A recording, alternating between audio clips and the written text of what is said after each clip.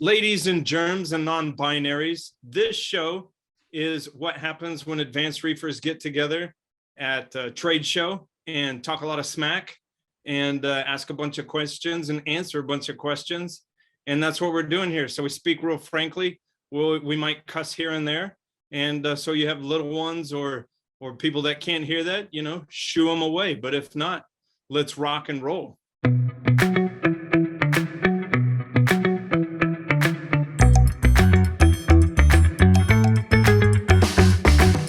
Hello, beefers. This is Reef Beef. My name is Ben. My name is Richard.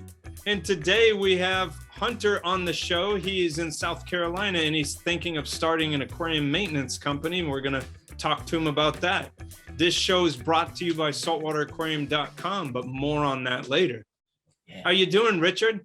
I'm doing okay. I'm starting to feel like a human being again. That's good. From the Rona. I kind of woke up yesterday and was like, oh, I'm me again. Woo! And I was me again for almost all of the day. So I'm very happy about that. Yeah. Good. How are you doing? Doing good, man. Just taking life every day at a time. Anything new on your tanks? Did I tell you that I was going to do the rebuild of the middle, or that I did do the rebuild of the middle? Yeah, you were talking about in the process of it, how it all fell over and you're going to redo it. Yeah, I took the whole middle out and redid the whole middle. Wow. And it's so much better. I we'll talk about it next time. I'll take some pictures. Yeah. I don't have them queued up. But it opened up a whole bunch of flow. Really, really great, actually. And it looks good again. I think we forget about that stuff. I get so into it. I just want the stuff to grow and I want my tank to end up being a solid block of coral. But that never really happens because it can't. Because the coral grows up and then what's under it is dead. You have to pull that out. Otherwise, you're looking at dead stuff. Yeah. And then it also changes the flow. So I had a really nice coral with these glowy axial tips that I thought were great. And I didn't think the change of a flow was going to get it. And I don't 100% know that the change of flow was problematic, but that's the major thing that changed right there. That whole coral ran about 2 days after I made the change. The coral just RTN, just overnight. I woke up and I saw it. I was like, this is screwed. I immediately put flow back onto it, but I was like, this is over. And it just, boom, the tissue disappeared in a day. And that was it. Nothing else took any kind of hit. Wow. So I ended up adding another one of those lock line sections above the tank. Oh, okay. Right? Because now where all that coral had built up that I removed, I needed to get flow in there to where the coral was. And then, so I needed to add that essentially. So I added another, it's currently held in place with zip ties, which is terrible. But I'm going away on Sunday. So when I get back, I will plumb it in just like the other ones. So okay. A stupid thing like that. Is there anything else interesting going on? I don't think so. No, just that my brain is back. Good. I did a consultation recently, a 2-hour consultation, and I did something good because this client, who is a very basic client, but I was helping them bring them up, but they thought that the bag lot sale was a good thing. Oh, for those of you who are not familiar, a bag lot sale is when a fish store gets stuff in from their wholesalers or from importers and then floats those bags in a tank and invites their customers to come in and purchase the animals before they are taken out of the bag. They're asking you to take all the hits, basically. Yeah, this used to make sense when it was really the Wild West at the fish stores and you wanted to get the stuff before it went into some nasty fish tank water. Most of the time now, bag lot sales just, you have no idea how long the fish have been bagged up or how long the animals have been in transit. You're rolling the dice and hoping they make it. What did you tell them, Ben?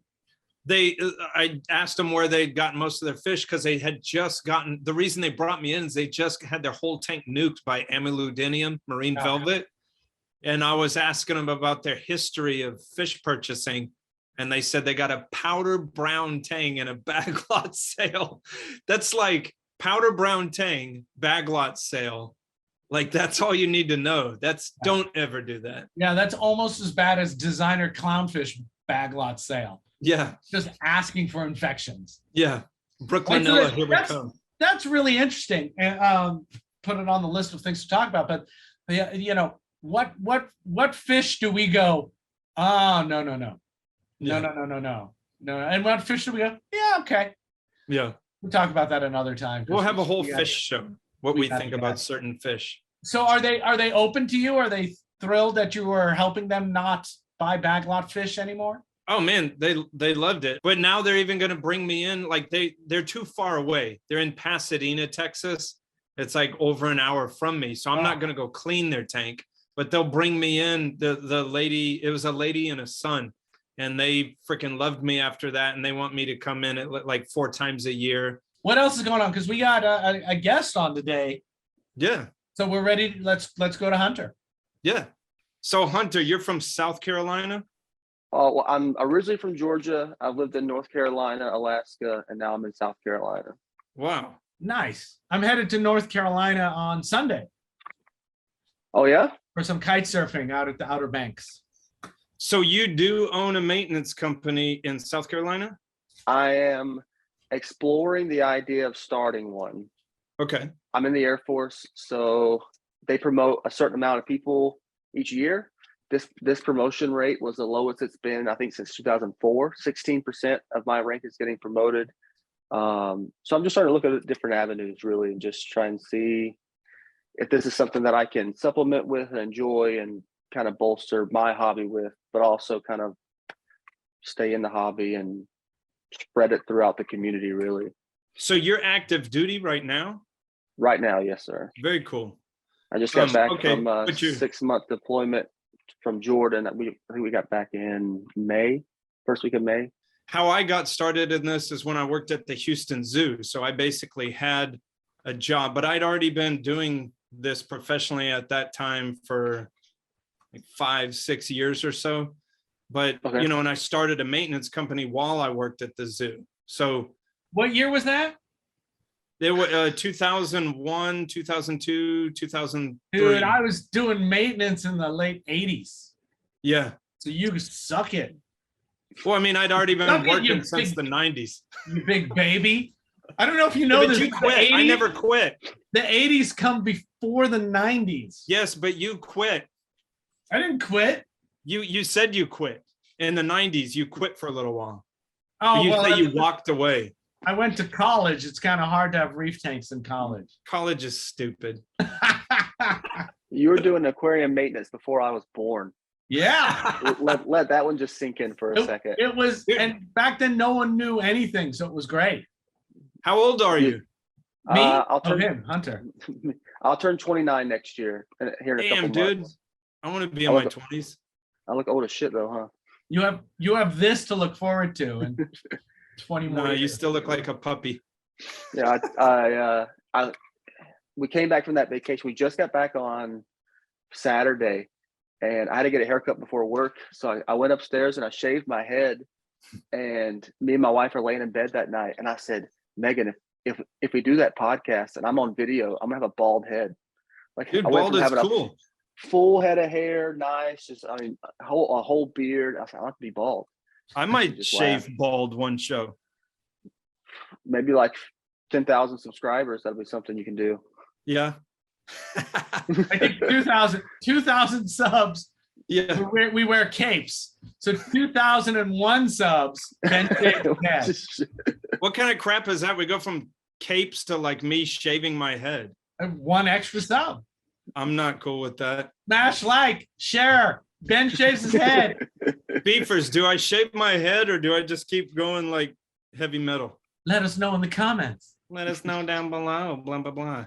So Hunter, you have a list of questions you were going to ask me. I do. I have a lot actually, but I'm sure we'll jump around. I was looking at getting started, and obviously the biggest question you have is how do you get new business when you have no business? Yeah. So I explored a couple of different avenues of stuff like targeted YouTube ads, maybe for people who are already watching fish tank videos or something like that in the area. Ideally, what I would like to do is go to like a hotel or a real estate agency in town and just say, hey, I like to set up a reef tank in your hotel lobby or whatever.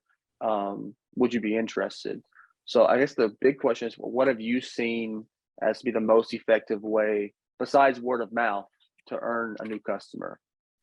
Okay, so there's multifaceted here. There is an app called Thumbtack that some people make fun of. It's a lead generator. And the reason some people make fun of it is because you get sort of a lower denominator type client on there looking for it, but it doesn't matter. My advice to you is you've got to start somewhere. Do you have any clients now? What's that? I want to know where are we now? Are we at zero? We're at zero. The basis of me, I guess, is that not that I'm like a staple in the local hobby by any means, but I am the president of our local Columbia Marine Aquarium Club. Shout out to CMAC. So I am somewhat known with vendors and people and hobbyists throughout the area.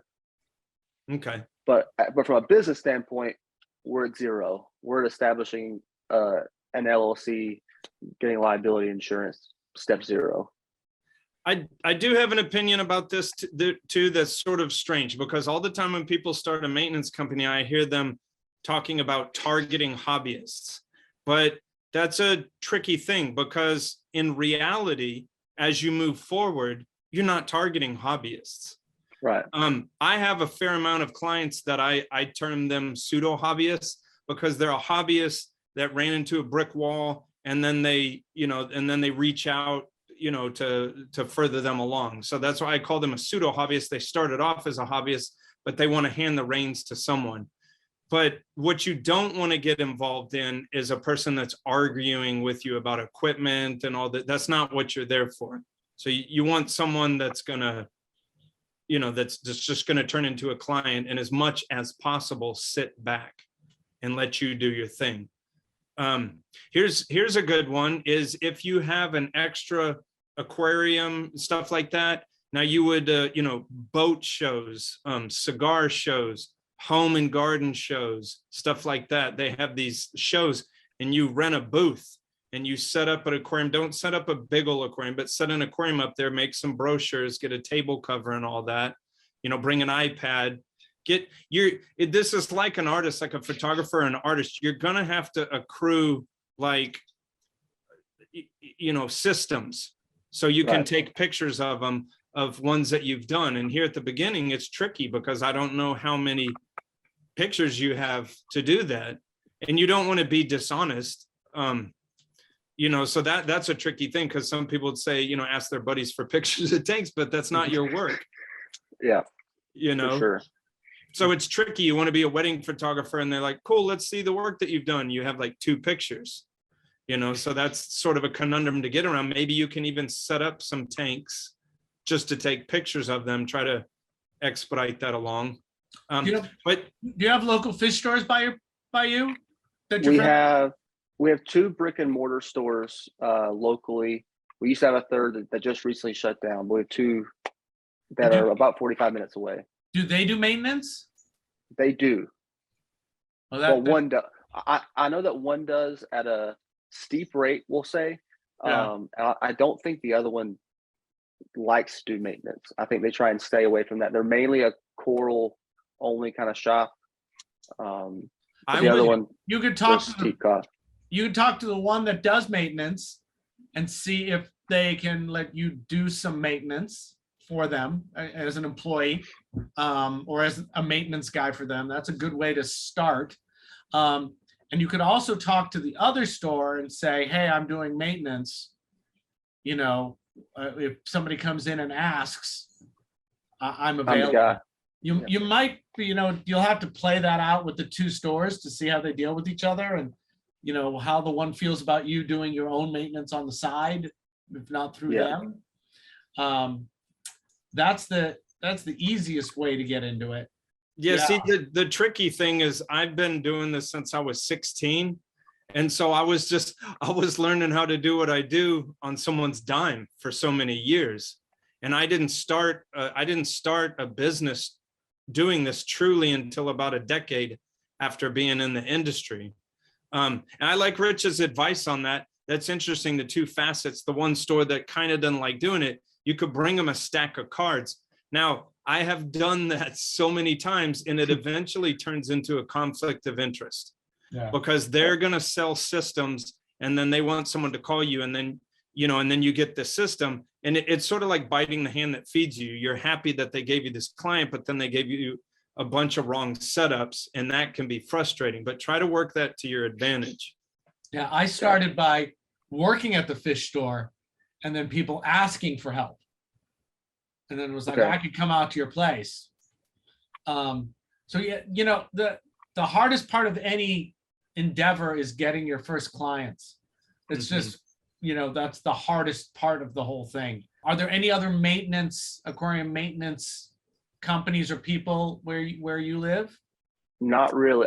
As far as I'm aware, it's just the one store that, well, there's some in Myrtle Beach, but Myrtle Beach is like 2 hours away. Yeah. So at that point, it's, I feel like not really quote unquote competition. And once there'll be hidden competition sometimes, because once you get on something like Thumbtack, you're going to find people that you've never heard of before that are, and to be honest with you, a lot of these companies are just like a person with a bucket. A lot of these aren't legit companies, but I'm trying to think of the cheapest way to find first clients. And, it may be biking around or driving around to doctor's offices or, any place that of an aquarium and talking to them. That was where I was almost looking at, was just basically going like a door-to-door salesman, but to local businesses. Yeah. So you got two things there. One of them is poaching, which I sort of frown upon. But again, let's be cool here. Like, you got to start somewhere. But poaching is sort of not cool. You know what I mean? But sometimes you come across one that's just being absolutely not cared for. Now, sometimes you're going to see, though, that once you get to know the client in that situation, there's some cheapo people out there. And so you're seeing why the tank, it doesn't amount to much. It's not always the maintenance company. Sometimes it's the client itself that, they want to have a saltwater aquarium, but they're not putting the proper money into it. The other one is cold calling. And, your mileage may vary for everything. I haven't been super successful with cold calling. It feels like you print out all these cards, and when you leave the building, people throw them in the trash.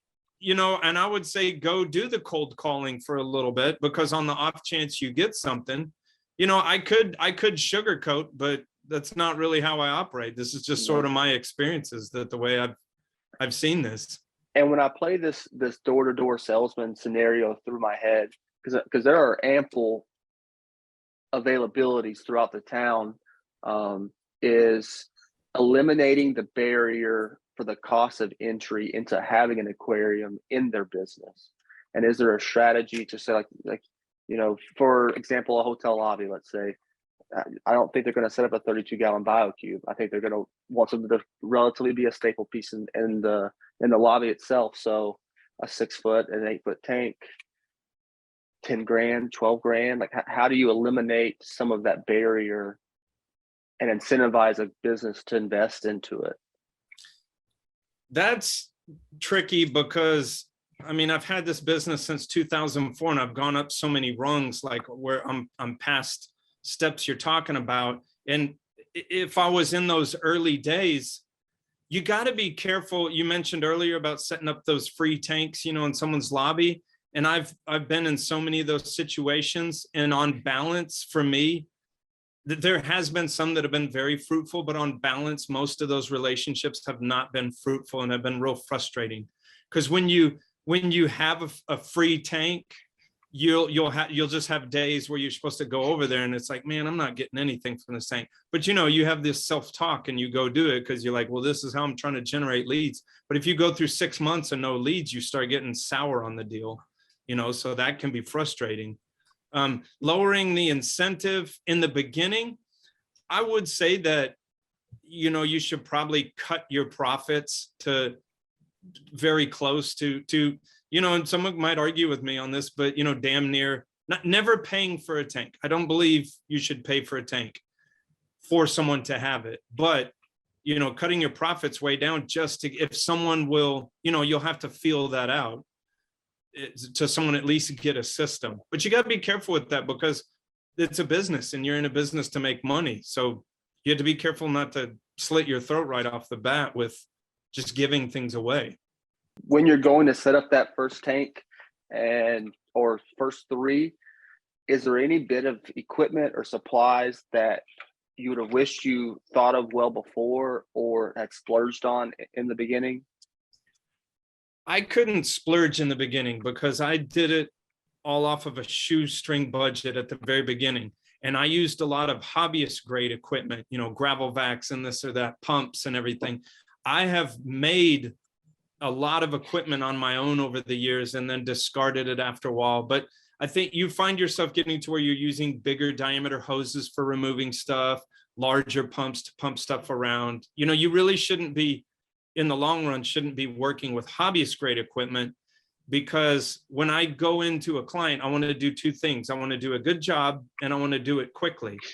Number 1, I want to do a good job, but followed right behind that is I want to do it quickly. So I have to have those pumps, those hoses, the trash can on wheels, the buckets, the carts. I want to be able to get in there and get out of there because time is money, you know? So equipment. I would say towels. Yeah. A tarp, although if you have a real spill, a tarp becomes a pain in the ass rather than something very helpful. And you want to have some kind of shirt to wear that makes you not just some guy. A lot of people wear t-shirts. I think that's okay. For my business, my wife has always insisted that I wear collar shirts. So you're in South Carolina, I'm in Houston. It's hot and humid, both of those ones. And the reason I didn't like collared shirts is I wanted to be more comfortable, but you have to be careful to not look too comfortable. You gotta look professional. So find an embroidery shop, you know, come up with a logo for yourself, come up with a name. Let's see, you talked about equipment. There's all sorts of equipment that I use now that not only could I not afford at the beginning, but just didn't really have a need for. What can you give them to start with? A CPA. Oh. To hook you on to tell you whether you should be an S Corp, an LLC, a DBA, to tell you which accounting one you want to use, QuickBooks Online or Peachtree Mint, whatever, you know, to, you know, how to structure yourself, how often to pay sales tax, how often to, you know, talk to that person, how often. CPA. I would say CPA right away. CPA. And now that's not a piece of equipment, but because you will make mistakes in the beginning that you end up having to pay for later if you didn't set it all up properly in the beginning. Yeah. Hey, Richard, you know where is a great place to get stuff and who has supported us more than anybody else so far? SaltwaterAquarium.com. Saltwateraquarium.com. We love that place. I've got a box of stuff. I don't know what I ordered, but I'm going to unbox it now. What if Kenneth just send you like those like what are those things for in Hollywood, like the photo of their face so you can sign it, or like a calendar of Kenneth in different. I wish Kenneth would send me random stuff. Yes. Instead, he takes my money. Yeah. Which is a much smarter business way to go. Model. Yeah. Here is paper. Wow. Oh, this is an on-air unboxing. Here's the manifest. It says who it's packed by, and my quote was, it says Reef beef is delicious. Oh, nice. And here is more packing material. Okay. Dun, dun, dun. F-Aptasia. I think you support that company now. I decided to go with the smaller bottles because the bigger bottles get really hard. If you don't use it all, it gets really hard. I've had troubles with that myself. Then I also got this. What is that? And this. And 2 more of those. What are those? These are those spin streams. Oh, okay. The spin stream. I like these a lot. I use these on top of my lock line. I use these on my lock line returns. Well, they're not really returns, but my lock line flow point Liberty gibbets. in my tank, and the water pressure spins them around, so it's not just a direct jet of flow. Yeah. And I usually get 4 of them at a time because they clog up and the gears wear out and stuff. And I'm a big fan of, oh, I need to replace that here rather than I better order it. So I like to be ahead of that kind of stuff. So beefers, saltwateraquarium.com. They have all sorts of resources, online forums. They have a mobile app that you can order from. They have 3 different locations that they ship out of, so they can get stuff to you fast. They have supported us bar none. So if you love the beef, then you love the saltwateraquarium.com. And why don't you just make it your go-to place for getting items? Get on saltwateraquarium.com. Use the link below. It lets them know that you came from us, and that helps us out. And thank you very much. Yeah. Setting up contracts. I don't know if you do like an annual, I will be your maintenance person for a year, unless we both agree to separate.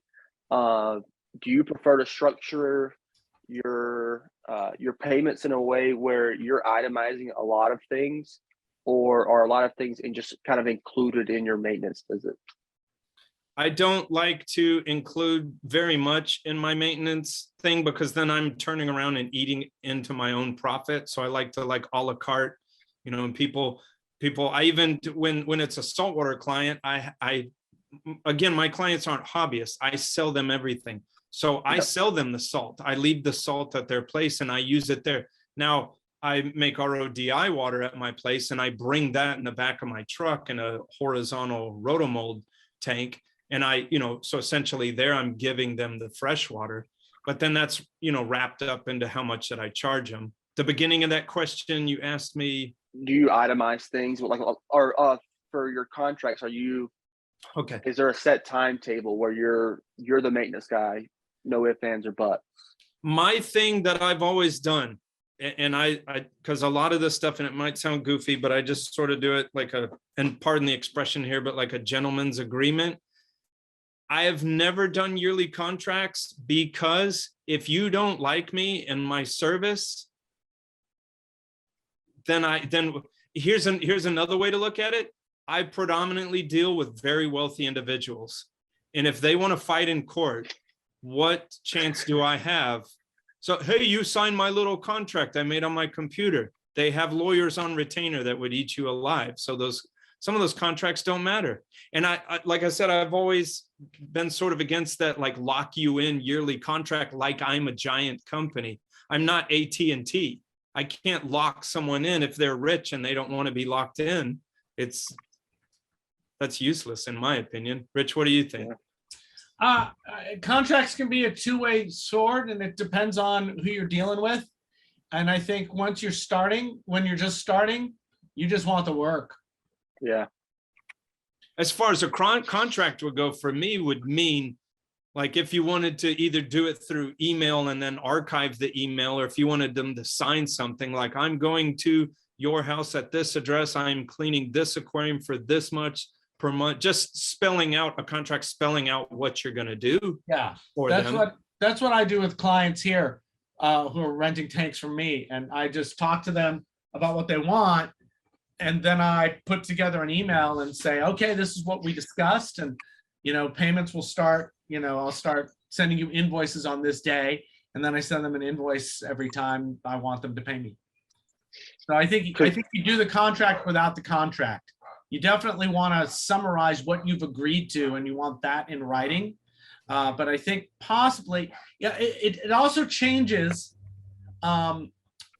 if you need to spend money, right? So if you're doing a $10,000 install, you need to get cash from them to be able to buy stuff to do the gig.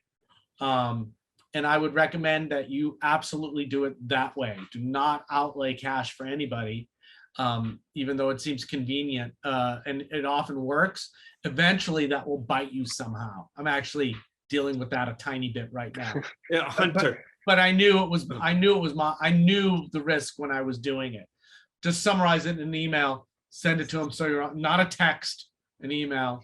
You can send it to a text as well, but just so you're all on the same page. And if they go, well, we didn't say, and you go, yeah, we did, then you're good. But the signed contract thing, I think that's a kind of a thing of the past in the new gig economy. Any of those things where you need to remember what people said yes to this amount of money, or yes to this install you're going to do, like Richard said, I would do that through email and then archive those emails so you could retrieve it if there was a problem. But I will tell you without a shadow of a doubt, after 17 years of being self-employed now, do not ever order anything without taking half down. Whatever scenario you're going to do, I do half down upon agreement and then the final amount upon completion. But I spell out what completion means, because you'll get jerks that'll say, completion will mean something different to them. Right. Completion means water is running in it and not leaking. Where some people will say like, no, completion is, that there's animals in it. And it's like, you have to spell out what completion means. Yeah, because one of the reasons that I brought up, like how much you charge in just your maintenance visit and then itemizing it, is my brother cleans pools. He used to clean pools for business. Now he cleans pools under his own company.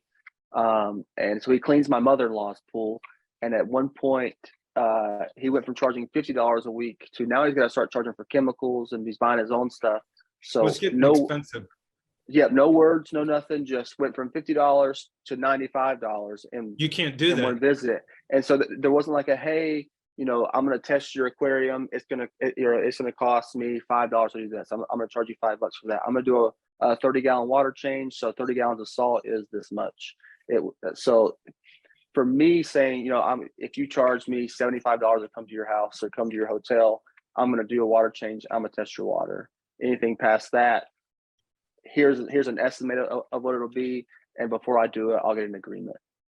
And that's true too. That spell out also what you're planning to do when you're doing a maintenance, again, so people can't say, oh, you didn't do it, blah, blah, blah.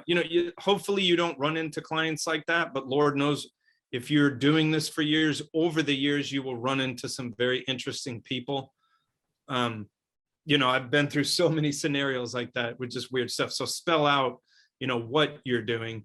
And don't be afraid to do a little extra if they need be, but guard yourself against doing too much extra because you'll get people that try to take advantage of you. Again, try to steer away from that sort of clientele. I might be already answering a question, but the thing comes up as how much do I charge? And that is so tricky, because how much I charge in Texas and how much Jared charges in New York and how much Josh charges in LA is tricky, because that's what the area will pay. Man, the tricky thing is somehow if you could get an invoice, or just going around, if you go around to cold call businesses, you find someone with an aquarium, if they won't let you clean the aquarium and wrestle the client away, maybe they will tell you how much they're charging, because you've got to get a feel for what people are charging for what. There's going to be a cheap guy. There's going to be an expensive guy. They're going to be all over the page, and then you have to even disregard that and think to yourself, how much do I want to make an hour, that's going to make sense to me. And I can't stress this enough, is there's so many things that you might not think of, mileage and your food and just your time. What is your time worth to you? And, chemicals that you might not be charging for. And eventually you'll get general liability insurance, and you've got to, put that into your prices. I would say over the years, you have to incrementally charge more. Don't go 10 years and be charging the same amount, incrementally do a thing with yourself. And that's true what you said earlier, like what your brother did. You cannot just raise rates on clients. You have to talk to them about it first. Yeah. Hey, Ben. Hey, Richard. You know what's coming up September 9th through 11th in Milwaukee, Wisconsin? I do know what's coming up. It's MACNA, baby. God damn it. It's been 3 freaking years from MACNA. You know why I love MACNA? Because it's the only show that's based on spreading information. There's 1,000 speakers, literally 1,000 speakers, and there's a trade show, and which is great, and the trade show is wonderful. But being able to talk, this is where it all came from, like, you know, being able to talk to people in the know. And man, there's some good speakers. I'm a speaker. I don't know if I'm good, but there's a lot of talks, and you know, Bingman is talking, and Joe Iulo is talking, and it's just it's my favoriteest of the shows, and so I'm really looking forward to it. Milwaukee, Wisconsin, September 9th through 11th, 9th through the 11th. But a lot of people are showing up like on Thursday and staying till Monday, so make your reservations now. And Ben is going. We're both going, right? Yeah. We're going to record, you know, probably a show or two, like in our hotel rooms, and probably, you know, in the bar area. I don't know how well that one's going to go, but we actually have a room on Sunday that we're recording in. Oh yeah, cool. So beefers, if you're there, come throw shit at us. Yeah. Beef or money, throw money at us. Whatever shit means to you, we'd like you to throw it at us. And oh damn, I'm just excited about going to MACNA. Come see us. We'll see you there. Yeah. Just kind of steering more towards, I guess, the actual aquarium, and maybe it would be part of the contract or part of the conversation at least, is fish and coral, quarantining, handling a fish death. I don't know about the ethics from my standpoint of, you want a blue tang, I bring you a blue tang, 2 days later, blue tang's floating. How do you handle those kind of situations? Richard? When I was doing it, I had the same guarantee as the store, which was 24 hours. And it was like, I'm not here all the time. I can't do it. I can't be responsible for everything. But 24 hours, that's what I did. I don't know if I would do it that way nowadays, because it depends on where you're sourcing the animals from. Right. Back then, you know, I would go to the wholesaler and pick up stuff and take it straight to their, you know, because that's what we did. Now, you know, but then if you're gonna start quarantining stuff on your own, you know, that's just a money hole. So yeah, that's a tough one. Luckily, we've got a local guy who does quarantine. He has a whole 14-day quarantine system, so it could be quote unquote outsourced, or now with, you know, today marine collectors, and every state's probably got a decent quarantine business. It's just the reliability and the shipments, and for again, I keep falling back to the hotel lobby, but just any client that I control 100% of the aquarium. I set up an auto feeder that they don't feed the fish. They have a tank in there, and wherever. 24 hours, I maintain that water. So if that water's not good enough, or the fish I bought for you wasn't good enough, ethically, should I charge you for that fish? It depends on how you want to set up what you want to do. There's some people who do that. They go, I'll take care of everything, and their prices reflect that, because you've got to build that loss in. And then there's other ones that would go, yeah, once it's in the tank, you know, after 24 hours, I'm not here all the time. I can't, you know, this is the deal. And you can just set the deal up with however you want to do it. Now, I know that's not answering the question. We'll see what Ben does now. I actually have more or less no guarantee.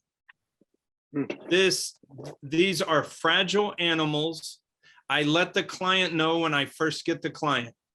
I let them know I have like pretty much no guarantee. Now, here's my policy. Pretty much have no guarantee, but I'm not about to lose a client over it.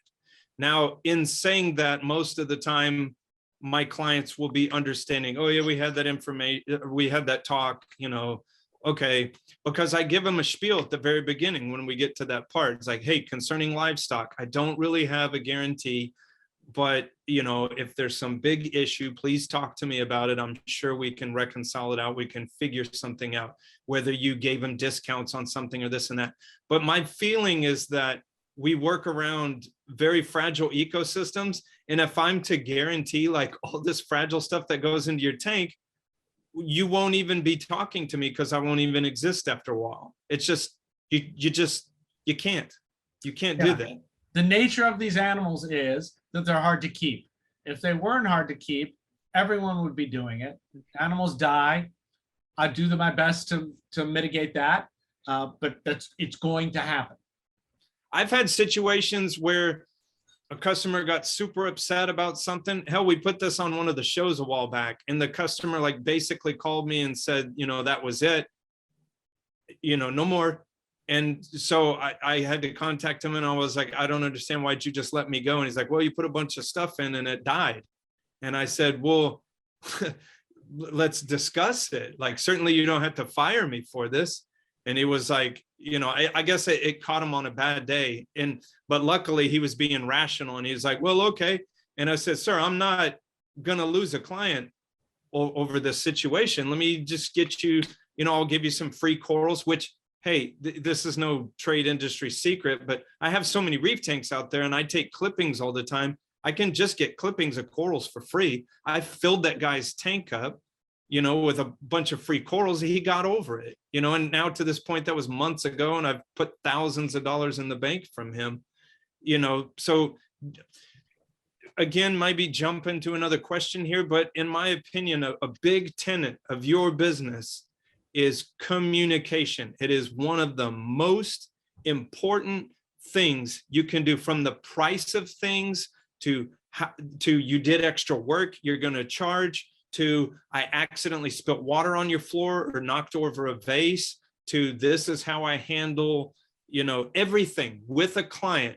Massive communication, you know, even to the point where I do this sometimes just to make a customer feel good. In between services, I'll text them, say, hey, how's that Royal Grama doing that I put in there? You know, maybe we just cleared up cyanobacteria. Hey, how's the tank looking after we did that treatment?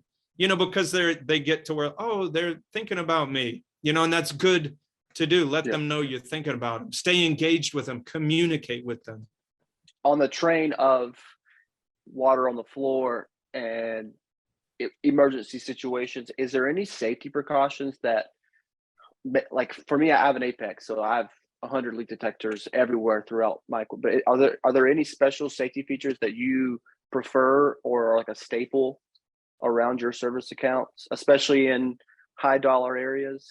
I'm not sure if you can do it right off the bat, but as soon as you are able to, you need to look into general liability insurance. Mine, I'll just tell you, mine is what they call it, 2 million aggregate per year. And it costs me $800 for the year. And sometimes it's tricky to shop it, because mine was hard to nail down in the beginning, because when you tell people you clean aquariums, and then the insurance companies, that's not something that are, you know, that's not like food delivery, or it's not something easily plug in. So sometimes you'll get a phone call back from the underwriter or the company saying like, can you explain a little bit better what you do?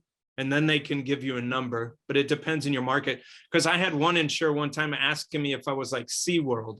And I was like, whoa. You need to understand what I'm doing so you don't charge me some weird amount. You know, they need to understand you're going into residences and commercial clients and stuff like that. But so you may be asking me for like a real-time thing to keep from water spilling. That's just know-how in your brain. Yeah. You know? It's well designed systems with redundancies. Yeah. This is what I try to impress upon people that decide to do this as a business. You are not setting up hobby grade pumps. You need to get out of that scenario as soon as you possibly can. What's a hobby grade pump? No, not pump. I mean systems, hobby grade systems. Ah, okay. You're not setting up something that someone got from Petco or PetSmart. You need to, and this takes time and knowledge and experience. You know, it's going to be hard to do right off the bat. And the more obsessive and passionate you are about it, the quicker it will come. but you know, you have to think of everything. You have to base off of your past experiences where problems may crop up, and hopefully those problems didn't derail you as a business and you learned from them and didn't make that mistake again. And you know, your preferential way to set up tanks and triple, quadruple redundancies. And you know, because you're setting up an aquarium in a $2 million house, and you can't, you know, so that might go with another thing. Like a long time ago, I stopped sort of DIYing stuff that I put, to a certain degree, DIYing stuff that I put into people's houses, because that's liability.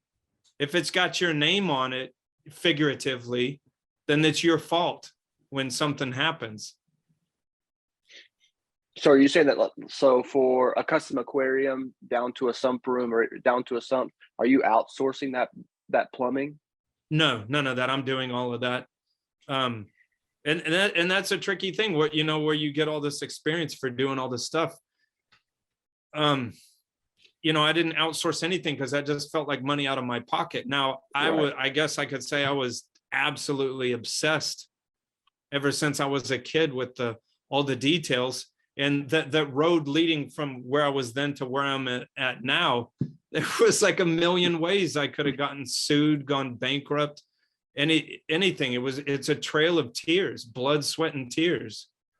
That if you asked me to go back and do it now, I don't know if I would go back and do it now. It's a lot of hard won, you know, things that I can't possibly condense into an answer of something. It's almost like I could write a book on, you know, and there's even things that have come up that I don't know if I feel comfortable talking about on a podcast, like situations I've been in. You know, some of them are embarrassing, like buildings that caught on fire and, you know, houses that got flooded and stuff like that I don't want to be that specific on, but, you know, here I am on this side of the fence. You caught a house on fire? That was a long time ago. Do you want a quick story time? Dude, you just talked about floods we can understand. Catching a house on fire? And I love that you just said, I'm not going to talk about it. And the first thing out of your mouth when I brought it up was, I'll tell you about it. Story. I can say that one because it was probably 15 years ago. All right, we got like 18 minutes left. So go, baby. Oh, okay. You gotta fly. Okay. Set up a tank inside of a private school. I did the DIY. Back then it was VHOs and a wiring harness. So I did the wiring harness myself, but apparently I nicked the wire. And after a while, I showed up one day to clean the aquarium, and the lady at the counter was like, "Oh, you didn't hear?" And I was like, I didn't hear what? And she was like, "Part of the building, your aquarium caught on fire." And I was like, "Excuse me?" And I was pissed because I was like, no one called me. And it had happened a week ago. The aquarium caught on fire from that. The water came on in the building and flooded down the stairs and flooded part of the thing. And the guy that had paid, he was a millionaire. His wife was the teacher that paid me to put the aquarium in there. I guess with whatever powers that he had, he looked at who I was and he was like, "We're not going to get blood from that beat." So they didn't even let me know. They didn't even tell me. He just waited till I called him and he's like, "Thanks, but you know, it's cool, whatever." And they just did an insurance claim, but they left me out of it because they knew I wasn't going to cough up whatever it cost them. It just went on the school's insurance policy. Okay, now you flooded a building too? Caught it on fire and flooded it. Is it the same? There's not a flood story there too? There is that one, but that one is okay. I don't want to eat into our time. I will tell that one another time. I don't want to eat into our time. Yeah. Hey, Ben, what are you doing August 6th and 7th? I am doing AquaShella. That's it. No other information. I'm just doing AquaShella. No. I'm talking to AquaShella, and so are you. Yeah, in Dallas. So I think I'm speaking on Saturday. I think I'm going to talk about algae, how to deal with algae. And you're speaking on Sunday. What are you talking about? I think I'm speaking on Saturday at 11 Oh, a.m. maybe. I don't know. I haven't looked at the schedule. I'm speaking about how to get started on an aquarium maintenance company. Nice. Cool. And a bunch of people are going to be there. Sanjay's going to be there. Mark Levinson's going to be there. A bunch of featured creators like Lord Callahan. Lord Callahan. So if you're around Dallas, August 6th and 7th, come on by and say hi. Bring the beef. We'll be there all weekend. It's a cool show. It's a weird show. They have reptiles and freshwater and saltwater. It's like sort of just pet centric. It's cool. Righteous. Yeah. Yeah. It Go, doesn't- Hunter, go. So I want to take 2 steps back really quick. You buy salt or you sell salt to a client and you mix the salt at their house. You don't bring salt water with you normally? Okay, so this question is a multifaceted question in that, okay, every client is different. So every setup you have is going to be different. You would want the client to be making water with a RODI unit that you set up and a, you know, if the client has the space for it, residential, commercial, you want them to make water on site. It's not them doing it. And you can also be charging a little bit more for maintenance because you're running that little facility there. Now, I just want to tack that down. The Yeah. client isn't making the water. You have it set up so there's enough. You prep the salt water you use the last time you were there. I mean, there's a million ways you can do it depending on space, but the easiest thing to do is there's a reservoir that you mix salt water in before you leave. That's what you're going to use next time. There's a reservoir that fills up with RO that's ready for you to turn into water, salt water, the next time you're there. But the client shouldn't be making you water. on that, there's a tendency when you look online with people showing off their stuff. So there's a tendency to have expensive rotomold containers and it's all looks like a chemical factory. That's cool and awesome. And it's cool to brag about that stuff. But honestly, that's not necessarily what you're trying to do on some of these clients. I just use 44-gallon trash cans, depending on the size of the tank. You want it to be, it's not something you're bragging about. Unless you approach the client and say, hey, do you want to do it like this? Or do you want to do it like this? This costs $5,000. This costs $1,500. Let them make the decision, you know? Yeah, now you could do it the other way. You could make water in big batches at your place, throw them into, a 500-gallon container on a truck and take it over there. You could do it, either way will work. Hunter, being in business since 2004 doing this, years and years ago, I quit hauling around saltwater because I destroyed so many vehicles. I was almost going to go bankrupt from destroying vehicles. Yeah. The vehicle I'm driving now to work, to and from work, was previously used for my dad to do side pools whenever he was cleaning pools. And so they have saltwater pools with all of his nets and everything in the back. So I've got rust all through the back of this truck. Yeah. Lawn guys and pool guys, they destroy, and aquarium maintenance guys destroy their vehicles. I just want to counter Ben's pushback on calling your own water. I think that's, with respect, Ben, I think that's easy to say where you are now with a bunch of clients that let you make the water on site. I think it's a lot harder starting out. Yeah. No, for sure. Right now I have a 300-gallon vertical rotomold in my garage. I have a big RODI unit, and I have a 125-gallon horizontal vat in the back of my Toyota Tundra. So in the morning I fill that vat up. And then I have a mixture all day when I'm cleaning tanks, a mixture where I don't use the water because we've got, making water in Mr. Lewis's garage. So, so generally speaking, 125 gallons mostly gets me through any given day. And then, you got like commercial tanks, big giant commercial tanks.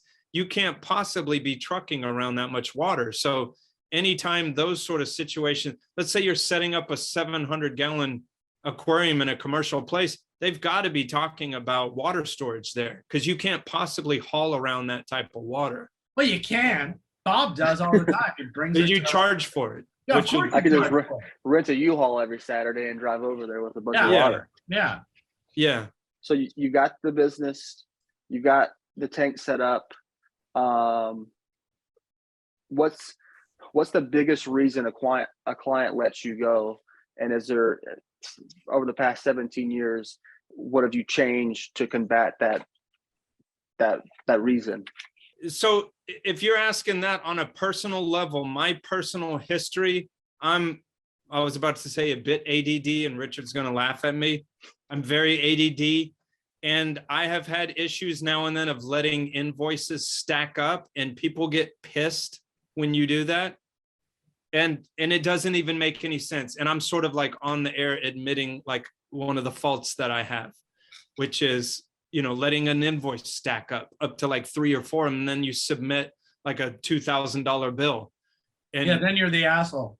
And then they hate you for it. And it makes people think like, what sort of business you running? What do you hate money? Blah, blah, blah. I forgot to bill for a month or two for one of these tanks. I just ate it. It was like, oh, I fucked that up. I'm just the asshole. I'm not going to turn around now and ask them for all this money now.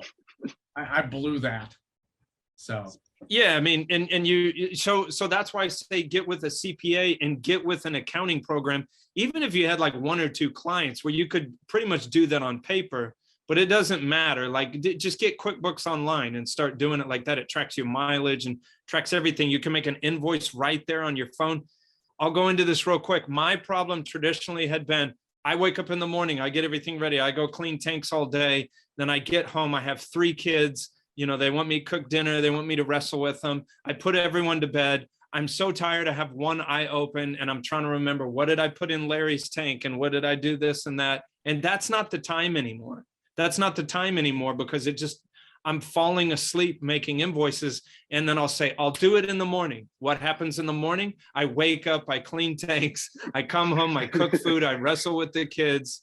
And it's like Groundhog Day. I want to jump on that because I think this is the most important thing, I think, for any business is you need to stay on top of it and record keep. Mm-hmm. And you need to do that all timely. And that's just any business. And that way, when you do screw it up, you haven't screwed it up so bad. It's not neglect on neglect on neglect on neglect. It's you're all set up, everything's good, and you've neglected something for 3 days. You can still catch up to it. If you get behind on that kind of stuff, you're never gonna get back up that hill without an insane amount of work. But what was your actual question? I know we answered a different question than what you actually asked. Well, long story short, why do clients leave? Do they lose interest? Do you have a disagreement? So I think Ben's note about not billing them in a timely manner, that's just a dumb one you should avoid. But people, I mean, think about you. If you had, your pool and they didn't bill you for 3 months, you'd be like, fuck you. So don't do that. Fucking stuff up. Stuff up. Not being professional. Yeah. Don't answer a text to a client with, dude, I don't care what kind of relationship you have with that client. Oh, be good. Have you ever really just lost anything from screwing up the tank, Ben? Few and far between, because usually, I'll come, okay, let me do a real-time one. And this is super embarrassing, but I'll eat crow in front of everybody. Crow's man, I'm 47. I've been doing this professionally since I was 16. 2 months ago, a 500-gallon freshwater tank, I was sitting there filling it as I was draining out and being too slow to put in chlorine remover, and I killed this whole lady's tank. Super embarrassing thing to do after having done this for so goddamn long. But if we have any beefers that are aquarium maintenance technicians like me, like, I really don't care how long you've been doing this or how highly you think of yourself or how good you think you are. You will fuck up. You'll fuck up. And so what I did with that is I already had a great rapport with this client. She was pretty sore with me, and the husband was super sore with me, but I never communicate with him much. So it was easy for him to get pissed off at me. But I just had to bend over backwards the day that I was there. Obviously, I didn't submit the maintenance that I had done that day. I wasn't going, I killed your fish, and here's $350 invoice. So I was like, okay, so that invoice is gone. And then I was like, I told her right off the bat, I was like, I'm going to put new fish in there because I want you to be careful of something business going forward. Your knee-jerk reaction is to get mad at people when they're mad at you, and just say, oh, if you're going to be mean, just, whatever, forget it. You got to get that monthly check. So you're going to have to learn how to be, what I'm trying to say is, when you run a business, and this was hard one for me, this took many years for me to pull my head out of my ass and do this. Don't be emotional with your clients on that level. If something turns bad, don't be emotional. The worst thing that I will ever say to a client, ever say to a client, is, I'm sorry I couldn't, I'm sorry that I couldn't meet your needs and blah, blah, blah. That's a word. No, fuck you, no, screw you, no talking about whatever, nothing.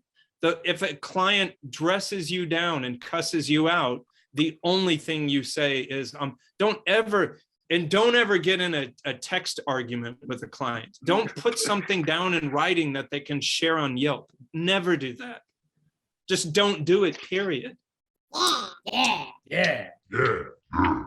Hey, Beefers, we love you so much. The only reason we're doing this show anymore is for you, because Ben and I fucking hate each other at this point. Yeah. And so we really appreciate it. We really appreciate all the support. All the memberships are great. All the Ask Reef Beef questions are great. We just got some in today that we have to respond to next week. And we just really appreciate you. We're almost at like 1,500 subs. The last time I looked, I thought we were at like 1,100, but we're almost at 1,500. We're close. So exciting things happen at 1,500 and 2,000 subs. So thank you very much. Thank you, Beefers. We love you. Yeah. What else on your list, Hunter? Is there a staple piece of equipment that I can buy from saltwateraquaria.com that you seem to fall back on over and over again? Gravel vac, Python. Python over and over again. Any like hard equipment, any pumps, skimmers. He's got the box. FF Asia. All the cleanup crews you need. Okay, so Seche makes a pump called an Ultra Zero, and it's like a little sump pump. Now it's only 700 gallons an hour at 0 foot head pressure, so it doesn't pump super fast for me. But if I'm trying to drain a tank down to the nothing, or drain a sump down to the nothing, maybe transfer fresh water over to a reservoir, something like that, that's an invaluable piece for me. But just the brute moving water around, I use Supreme Mag Drive, like Mag 12s, Mag 18s. Those are my just down and dirty moving water around transfer pumps. Yeah. That was the main thing that I loved, both at public aquariums and as a maintenance person and at home, is really thick-walled silicone tubing, rather than just the vinyl tubing. Because if you get a thick-walled, it never kinks, and it's just over time super easy to use. That's what everyone used to make fun of me for, because I used to get 100 or 50 foot sections of 1 inch Eheim tubing. I don't know if that's something that you can get anymore. I would recommend for you to find it though. We still make fun of you for the Eheim tubing. I know, but if you think you're going to go to Home Depot though and get a roll of like vinyl tubing, that's utter crap. It's crap. It's 2022, Ben. It's not 1957 where they you're still have using crap a hose crankshaft to get your. You can get online and you can find some of these good tubings. That's true. Try them on small. Amazon's got them. You try small lengths and see which one you like. Yeah. For my money, that was, man, having to deal with a kinked hose that was left in the truck and is kinked now, or it kinks over, as you're trying to fill something, made me nuts. And I think Ben's right. The Mag Drive pumps for water transfer, they're just kind of bulletproof and they got a nice long cord on them. So they're pretty great for that. The company sort of pisses me off because they sell the same thing wholesale and they sell it on Amazon. So if I was a retail store, I wouldn't like that. But to be honest with you, and so many companies have tried to come up and have like a better pump. It's just an ugly, dirty, heavy brick that moves water. And to be honest with you, that's sort of like in my secret toolbox. is a mag 12 or mag 18 just for pumping water around real fast, because it's everything that it only needs to be. The volutes will break sometimes, but you can replace those. But it's just an ugly brick that moves water around. Earlier, Richard said something about tarps, and I just wanted to say also look at packing blankets. That's what I use. Packing blankets, not so great if they get wet, but most of the time you shouldn't be worrying about getting things wet. You should be, a shit ton of clamps, spring-loaded clamps. Yeah. Those are frustrating because the spring rusts, so you get maybe 6 months out of a clamp. But that's a kiss of death too, because I know a maintenance company, they lost an account by they tried to finagle a hose on something without a clamp, and they flooded a $5 million house. So always clamp all hoses that you're doing. I'd say if you're going into people's houses, and especially in high-end houses, overflowing a tank or just don't. You know what I mean? Like there's parts of your job where you can daydream. When you've got water actively running is not a time to daydream. Yeah. You know? I kind of want to jump through and kick Ben in the head for the chlorine thing, because there's like 8 ways to avoid that. I know. That's the time freshwater overflowed a saltwater tank, you know, killed everything. That at work, that happens. You know, and I made tags that everyone would wear. It says, I've got a valve open, asks me where. But that's a different situation. At a public aquarium, you're trying to get a million things done at the same time. So you're like, I got 20 minutes before I have to look at this tank. So having this tag on, you know, a tank is filling, and having a tag on helps. And then people go, where's your tank? Where's your valve open? And you go, oh crap, and you run across. But when you're working at somebody's house on your own, it should become really clear really quick what you need to really pay attention to and when you need to not pay attention. There's one more that is going to seem super far-fetched because we don't have one client yet. But we're gonna plan on losing one. So you lose a client that just doesn't want the tank anymore. Like, hey, hotel lobby, get it out of here. We're gonna put a painting up instead. It's a lot prettier than your tanks. How do you deal with that equipment? Do you buy it back? Do you say, hey, well, have fun selling it, see you later? When I started my business, one of my big ideas was going to be renting systems out to people. Do you know that was one of my core things that I was going to do? Do you know that I never set up a single solitary one of those? And I worked and worked and worked on that equation. And to a certain degree, it makes sense, not on a residential part, but on a commercial side. Because, okay, I'm going to try to condense this as fast as I can. People ask me sometimes, you like residential or commercial accounts? Commercial are great, except for sometimes bean counters come through and just say, how much are we paying for that? No, get rid of that. So commercial accounts can be flippant like that. And so that's sort of why I wanted to do the rental equipment if they wanted it out. But then the problem I was having is, so I would buy all the stuff and put it in there. I want my money back real fast. So between my maintenance and how much I'm trying to recoup my money, man, it's just astronomical bills that I never felt comfortable that anyone would quite pay that. Now, so then you're asking me, I've had residential ones where millionaires just moved. I've had several of these. One guy died, one guy moved, another, some other moved. And if you are lucky, which I had been lucky in these people just said, hey, come get it, and just whatever, we're even.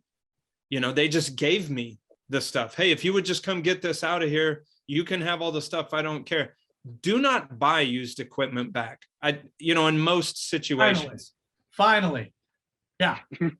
when they it's their equipment, it's not your equipment. If they decide to get rid of it, you can get rid of it for them, whatever that means. But unless there's stuff you really want, you don't buy it back from them. They bought it. It's theirs. You could also be the third party that puts it on Facebook Marketplace and shops through a bunch of weirdos to get it gone, and you get a cut of it. But do not give people money for their stuff. Yeah, there you go. It's way easier to take it and then sell it on your own, I think. The idea, you're like, oh, cool, I'll do that. Okay, I'm someone that's telling you that I've almost gotten in a divorce because I filled my garage up with like multiple tanks that sat there for because I had the best of intentions, sat there for like a year, 2 years, 3 years. And they don't move that fast. Yeah, nobody wants a used system. You're not going to feel good selling a used system. Now, don't get me wrong. I've made thousands of dollars off of selling used systems, but don't fill up your garage and don't get in a divorce over it. Well, it's good to know that I didn't have an original idea, because I did experiment with the thought process of having a rental system and buying back a used setup that I set up and know the ins and out of, and being able to rent that back out. Hey, I have this used setup. I'll just set it up for you and pay me X amount of dollars.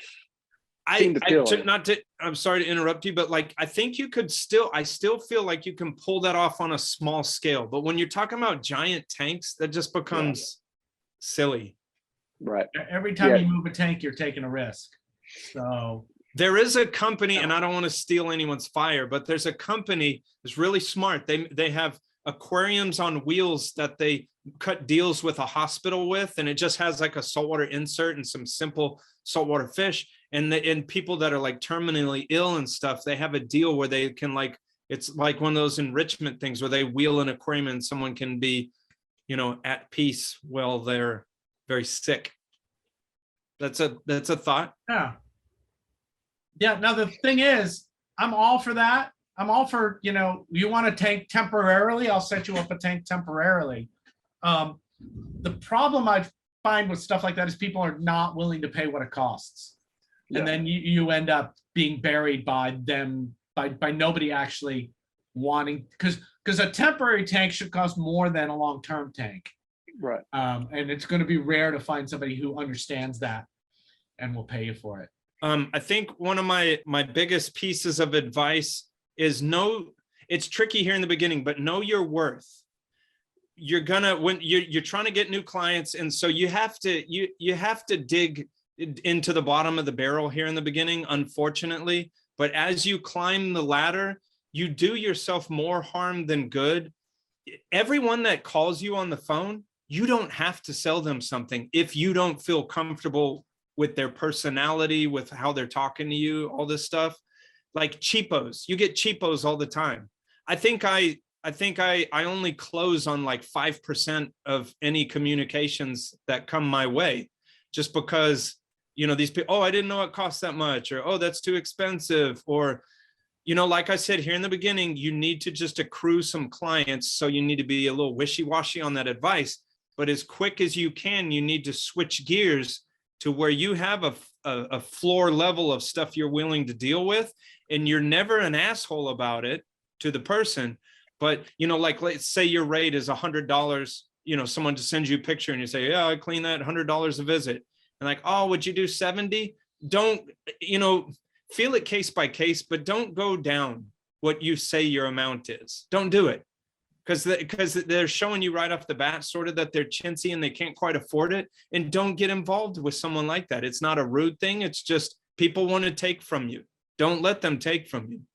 You're like 80 now, Ben, right? So at some point you're gonna have to take a step back. So like, what's the expansion for an aquarium maintenance company look like? Are you hiring more people, getting more clients, or is there some big idea out there that we're missing? I am a terrible person to ask this question of, because I'm going to die cleaning aquariums.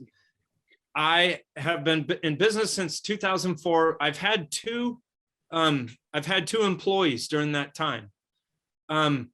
I really don't know, man. I'm just moving around in the ether. I will admittedly tell you right here and now, I'm not really running this in a smart fashion, in that, like, adding employees, and I'm not doing this big business style like that. I'm almost doing this as like a contract artist. So I charge a lot. I think Ben is both smart and dumb. Yep.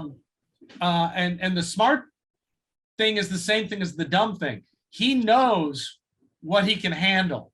So Ben would not make a good manager.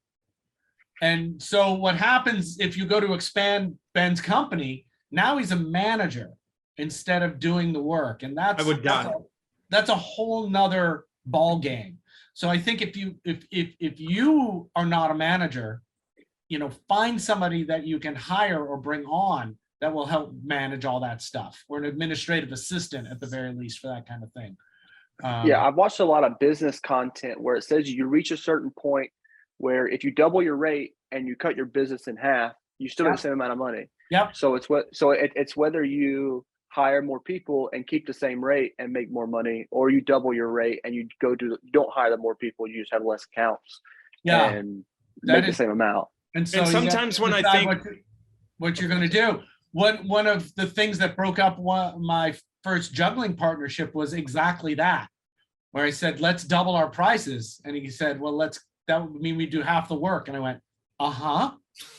You're the math major. You're the guy who knows, how does this not make sense to you? Because we were working nonstop and it was making us crazy. So, but you've got to want to do that. So being realistic about what you're doing is, I think, really important. And what do you want to be doing?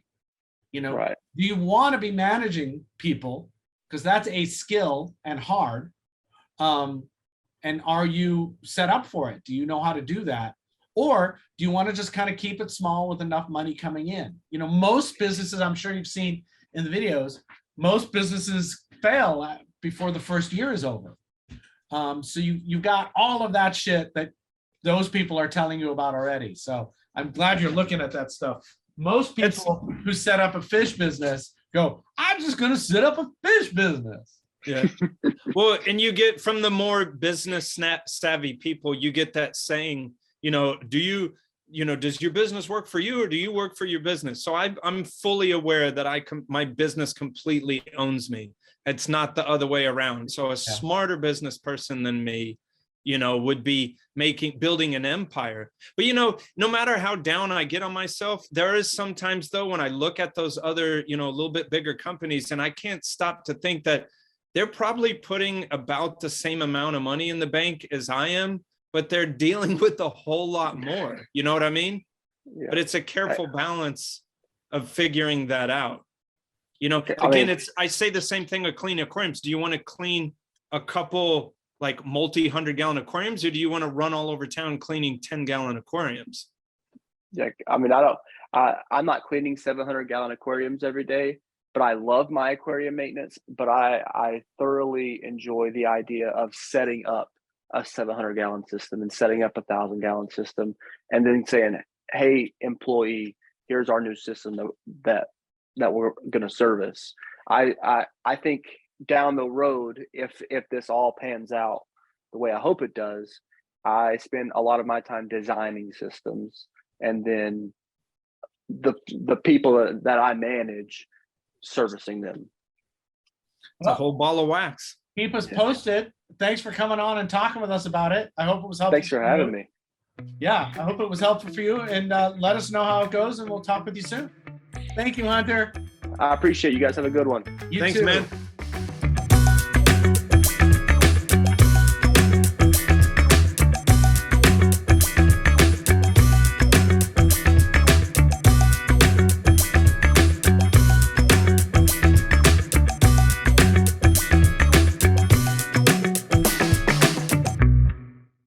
Hey, Richard. Hey, Ben. What's going on, man? Nothing. Anything new to report with your stuff? You know, you can say, you know, and I, you know, but every once in a while it turns into a three-way thing, so that's pretty good. Every once in a while, it's worth it. Yeah. All right, really quick, can I just give a shout out to the Columbia Marine Aquarium Club? If you're in South Carolina and you're looking for an aquarium club, we just had our used equipment sale last weekend, for our meeting where everyone brought their used gear and sold it. Every month we're at some vendor or some coral salesman where we just get together and hang out and have sales. So if you're in the area, come out. Josh and Ryan and Chris are on our board. They're great guys, a great community to be around. So if you're in the South Carolina area and want to come hang out, please do.